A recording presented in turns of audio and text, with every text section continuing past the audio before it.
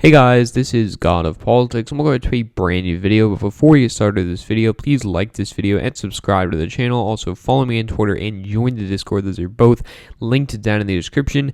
But in today's video, I am talking about the topic of D.C. and Puerto Rico statehood. Now, D.C. and Puerto Rico are currently both territories. D.C. does get 3 electoral votes because of the 23rd Amendment, but Puerto Rico does not have any electoral votes, and neither territory has any senators, any congresspeople.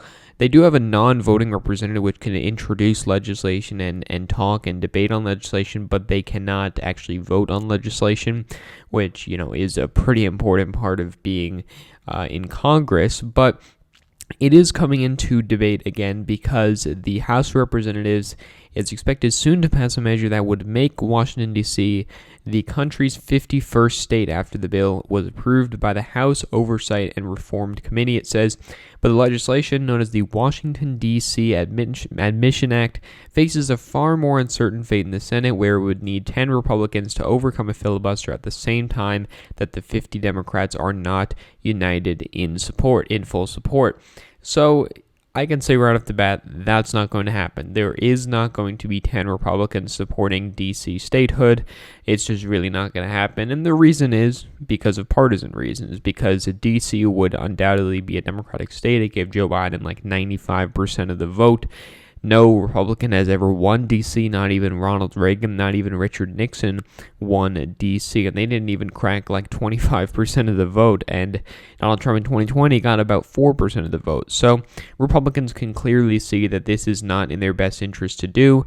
While D.C. does have more people than both Vermont and Wyoming, it really, it should, in my opinion, have statehood. I usually don't give my opinion too often, but I do believe that D.C. should have statehood.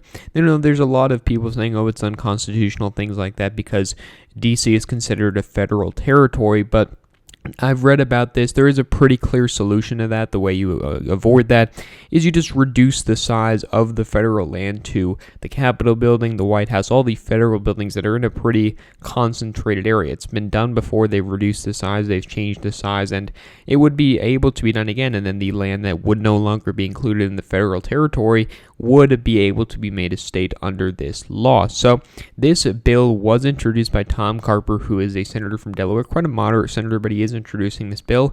It has 45 co-sponsors in the Senate, the most co-sponsors ever despite widespread Republican opposition.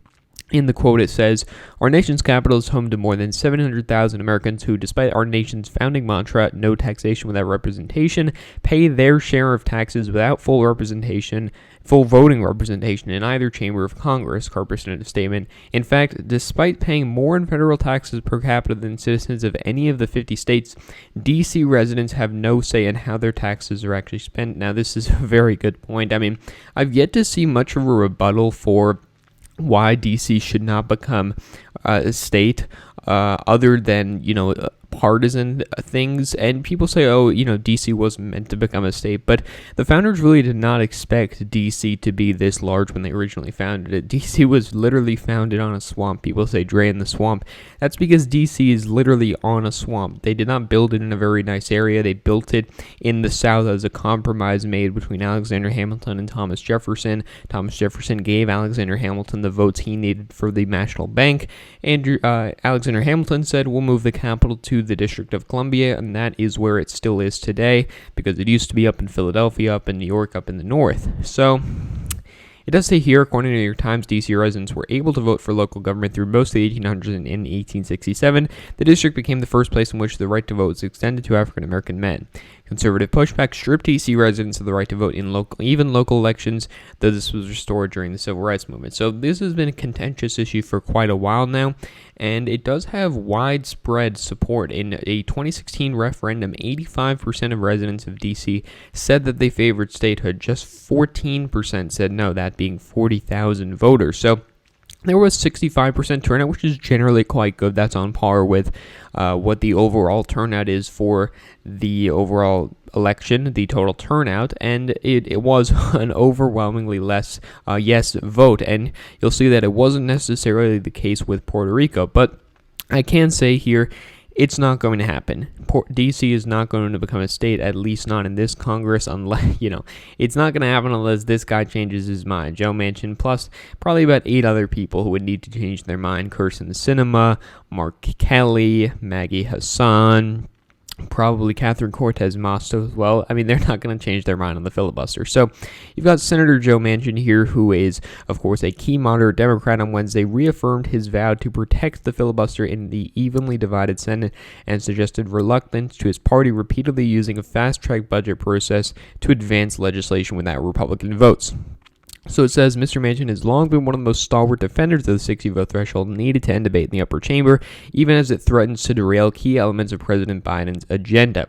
So he did an opinion piece a couple weeks ago in the Washington Post saying there was, quote, no circumstance in which I will vote to get rid of or vote to eliminate or weaken the filibuster, and he urged party leaders to compromise on legislation instead of trying to work around Republican opposition. So that's not going to happen. Republicans are, of course, not going to work with Democrats on pretty much anything. I think maybe they would have worked on the infrastructure bill if there had not been tax increases, especially corporate tax increases. But since that is in the bill, it's not going to happen. And Joe Biden seems to already be conceding to Joe Manchin on the corporate tax raises, going from 28% to 25%. So you can see that there are many roadblocks being put up by Joe Manchin and a couple other congressional Democrats, and of course the Republicans. So that is what's going to get into the way of Washington, D.C. statehood. As for Puerto Rico statehood, they did recently vote in a referendum in 2020 for statehood, where they said 52% said yes and 47% said no. More like 53-47 if you actually do the proper rounding. You had 55% turnout, which is decent. It's much better than the 20% turnout that they had in the 2017 referendum, which was boycotted by the anti-statehood people, which is why there's a 97% vote in favor of statehood. There was also a referendum in 2012 where 54% of people said they didn't like the current territorial status and said that it should not continue.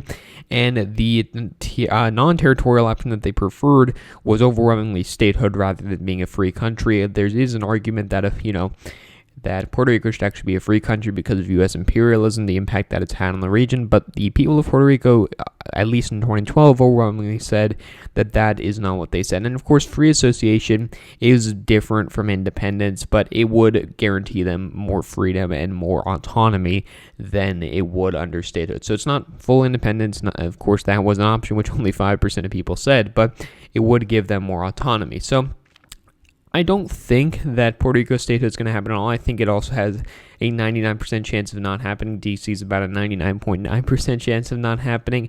As for Puerto Rico, there are some Republicans, at least in the House, that do support it. Don Young, who has been in the House for pretty much forever, actually came out in support of it recently. And there is actually a Puerto Rican representative, Jennifer Gonzalez, who is a Republican, I believe, who said that she would support at least a effort that would have the possibility of giving Puerto Rico statehood, and that would create a, quote, status convention made up of delegates elected by Puerto Rican voters who would be responsible for coming up with long-term solutions for the island's territorial status, statehood, independence, a free association, or other options beyond its current territorial arrangement. So it says the Self-Determination Act does not impose one option of the people of Puerto Rico. Instead, it allows a thorough discussion about the implications of each of the status option and what transitional plans would look like. Velasquez said Puerto Ricans have never had the benefit of having any of this information up front. However, it should commit itself to following through on the self-determination process. So this will probably pass the House, just like the D.C. statehood bill probably will as well. It's probably going to pass the House, but it's going to die in the Senate. Joe Manchin is not going to get rid of the filibuster, and you're not going to get 10 Republicans to support it. Even if you got Marco Rubio and Rick Scott, who are both from Florida, to support it, and like Lisa Murkowski, Susan Collins, maybe to support it, that's only 54. Who else are you really going to get at that point? Pat Toomey, that's 55. I mean, who else do you get after that? Mitt Romney, 56. I mean, you're really running dry on a list of Republicans that will support this bill, which basically just proves the point that it's not going to happen. I also think that Puerto Rico should get statehood. I think that it would be a better option than independence just due to the situation in the country. That's what the people want, and I think that it would lead to better outcomes for the territory, for the island overall.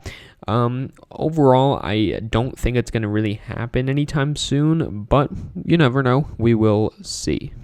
Because this is probably the first time and the last time that Democrats are going to have a trifecta, in this characteristic 50-50 Senate, a very small House majority, a Democratic president. They're probably not going to have a trifecta again. Probably, maybe it could be a decade or more, because it's been a decade since Democrats last had a trifecta. It could be another decade before Democrats have a trifecta again. So if they really do support statehood for D.C. and Puerto Rico, it's going to have to come out of this Congress. Otherwise, you're going to have to wait another decade, and things could look very, very different in a decade. But we will see what happens. So thank you all for watching this video. Please like this video and subscribe to the channel. Also, follow me on Twitter and join the Discord. Those are both linked down in the description. But again, guys, thank you all for watching this video, and I will see you guys later.